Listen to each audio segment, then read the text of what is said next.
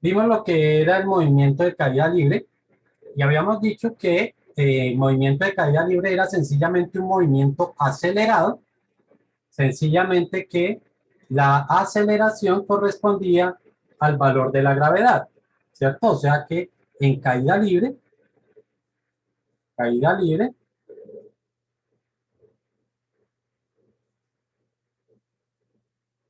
pues básicamente lo que tenemos que ver es que es un movimiento uniformemente acelerado, pero la aceleración era el valor de la gravedad que iba a ser de menos 9,8 metros por segundo cuadrado. ¿Ok?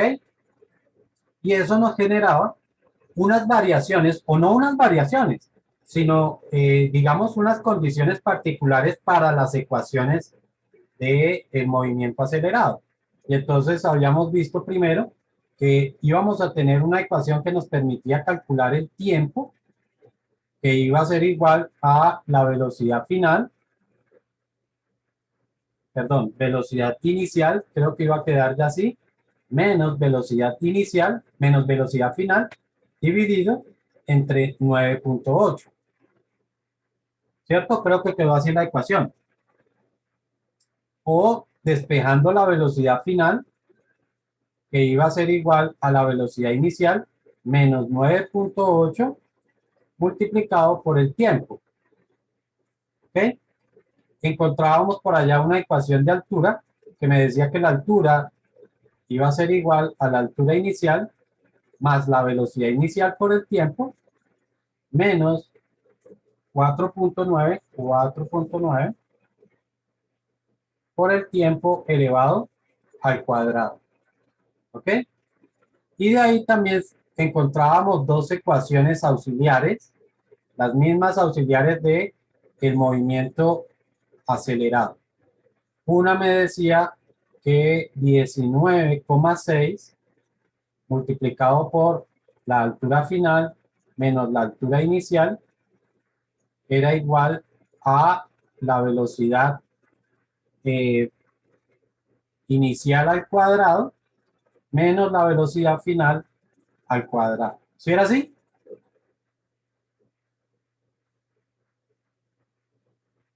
Bueno, y la otra que me decía entonces que dos veces la altura final menos la altura inicial era igual a el tiempo multiplicado por la velocidad final más la velocidad inicial.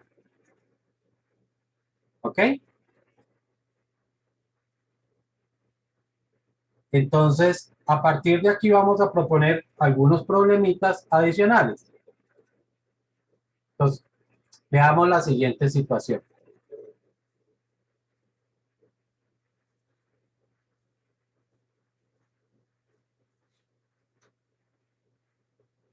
Tenemos una persona que se encuentra en la parte superior de un edificio y deja caer un balón, mientras que en la parte inferior del edificio hay otra persona que lanza otro balón. ¿Listo? El edificio tiene una altura de 40 metros. La primera persona lanza el balón con una velocidad de 20 metros por segundo. Ya sabemos que si la persona de arriba deja caer el balón es porque la velocidad de este balón, la velocidad inicial, valga la aclaración, es de cero. ¿Ok? La pregunta entonces es, ¿a qué altura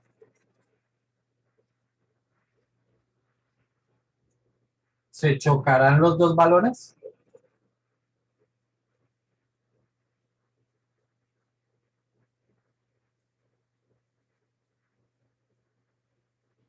Y aquí es importante que tengamos un aspecto en cuenta.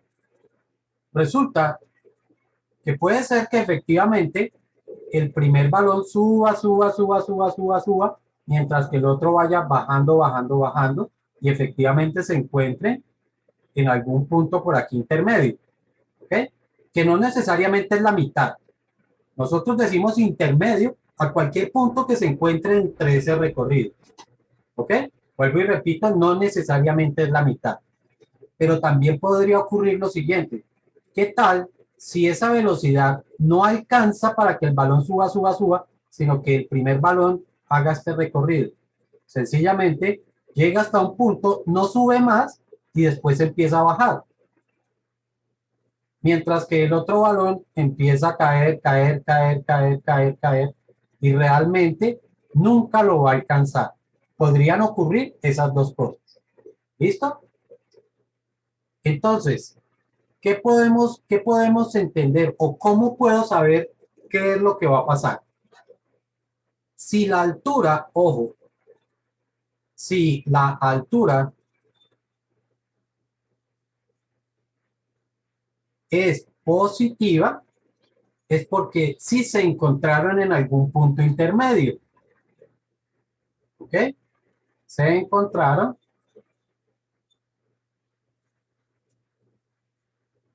en un punto intermedio.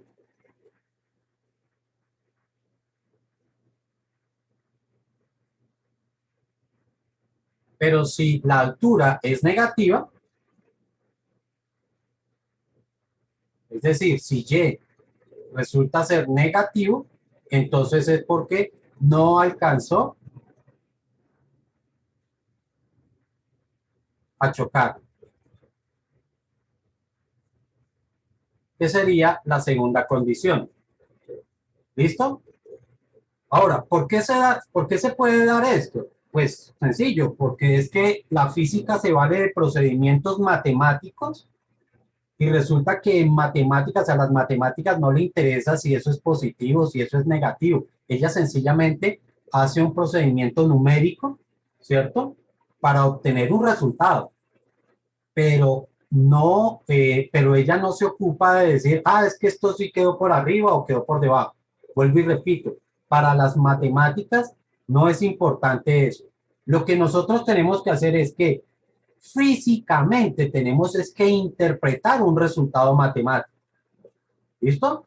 Por eso es que hago estos dos análisis de qué podría ocurrir. ¿A ustedes se les ocurre otra situación que podría darse o no se les ocurre ninguna otra? No, señor. Listo. Entonces, recordamos lo que siempre hemos dicho cuando hemos planteado situaciones donde un objeto alcanza al otro o donde dos objetos se chocan. Y es que las posiciones finales tienen que ser iguales. Es decir, aquí lo que tenemos que proponer es que la altura final del balón 1 tendrá que ser igual a la altura final del balón 2. Eso es lo que tenemos que proponer para esta situación. ¿Listo? ¿Que dónde va a ocurrir eso? Eso es lo que no sabemos. Pero para que se choquen, efectivamente, eso es lo que tiene que suceder. Por lo tanto, colocamos la ecuación o planteamos las ecuaciones de altura para cada uno de los vehículos, de los objetos, de los balones para este caso. Entonces, empezamos por definir una altura, digamos que un marco de referencia, que vamos a decir que esta altura va a valer 0 acá. Por lo tanto, la altura aquí arriba va a valer 40, ¿cierto? Necesariamente. Entonces, empezamos.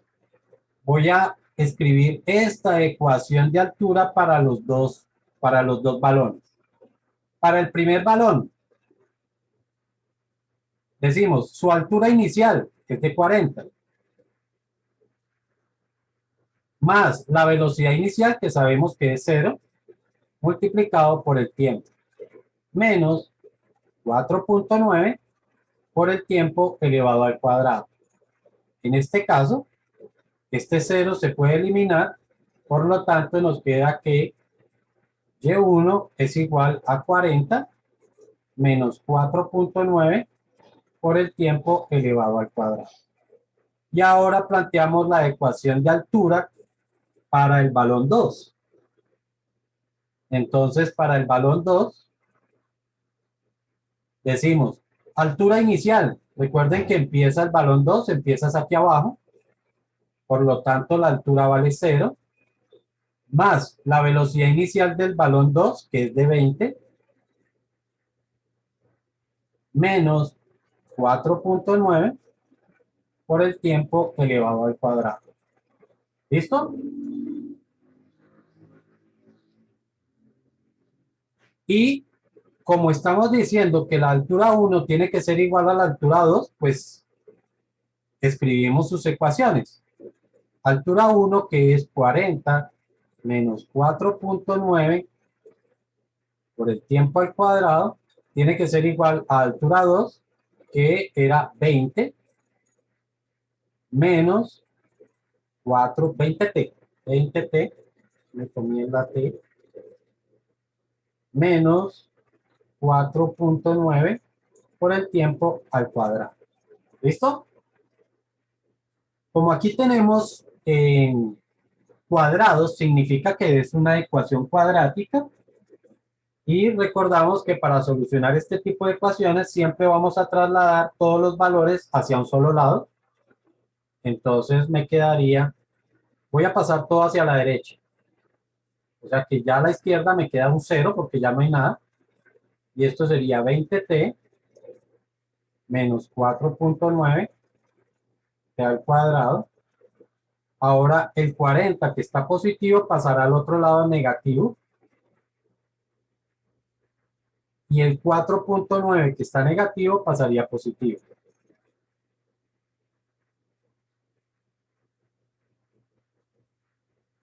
¿Listo? Lo siguiente que vamos a hacer es agrupar términos. Entonces veamos. Aquí yo tengo 4.9t al cuadrado negativo y 4.9t al cuadrado positivo. Como es uno positivo y uno negativo, pues sencillamente se cancelan dado que es el mismo valor. ¿Qué me queda? 0 es igual a 20t menos 40. ¿Listo? Y ahora es sencillamente despejar. El 40 que está negativo pasaría a positivo y el 20 que está multiplicando pasaría a dividir. Y 40 dividido 20 serían 2. 2 segundos. ¿Listo? ¿Alguna pregunta hasta ahí? Profe, ahí en el paso que despejamos los 4.9, ¿no tocaba hacer eso de más menos a esa fórmula? Ok, perfecto por la pregunta.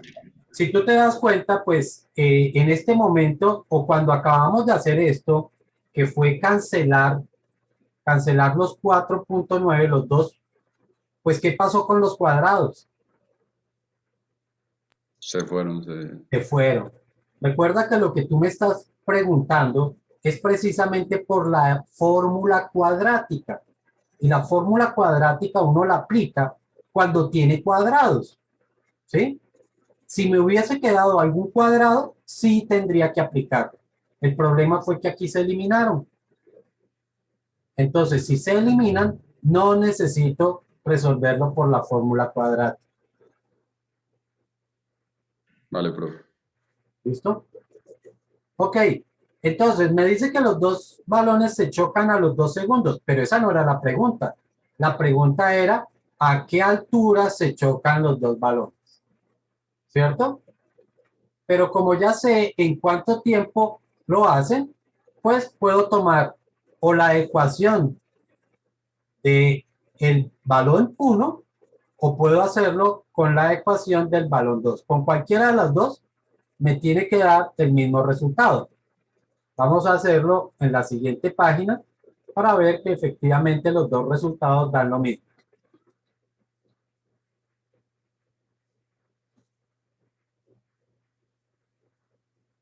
Entonces, si yo tomo la ecuación del balón ¿Me 1, puede volver la diapositiva un momento, por favor? ¿vale?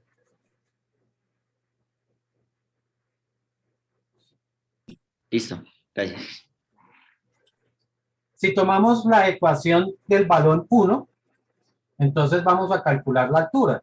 La altura del balón 1 sería 40 menos 4.9 multiplicado por el tiempo, y el tiempo nos dio 2 segundos, elevado al cuadrado.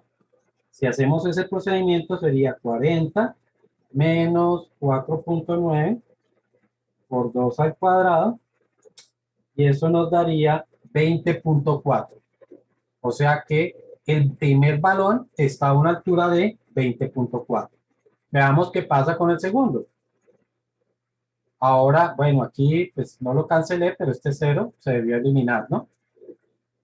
Entonces quedaría 20 multiplicado por el tiempo, que eran 2, menos 4.9, multiplicado nuevamente por el tiempo, que son 2, elevado al cuadrado. Y si resolvemos sería 20 por 2 menos 4.9 por 2 al cuadrado, otra vez me da 20,4 metros. Con lo que verificamos que efectivamente los dos balones están a una altura de 20,4 metros cuando se chocan. O sea que sí se me presentó la primera condición en la que los dos balones se chocaban por aquí en un punto intermedio. ¿Qué punto es ese? Pues 20,4 metros. Preguntas, dudas, inquietudes.